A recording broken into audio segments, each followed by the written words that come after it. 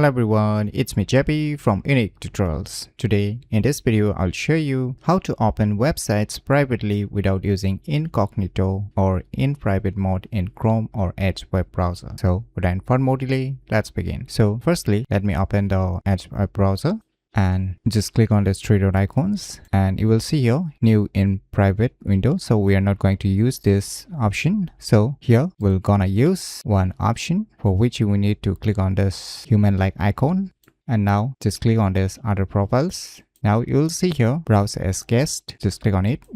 Now you can read some instructions here. So as you can see here, Microsoft Edge on step, your browsing history, your download history, cookies or site data. Microsoft Edge will save the files you download. So these are the informations provided under this guest mode option. So whatever you browse, say let me browse google.com. So whatever you browse or search in the internet using this guest profile will not be saved in this respective web browser. So this is how you can do in your Edge web browser. So now let's jump to the Chrome web browser. So similarly, just open the Chrome web browser and just click on the three dot icons.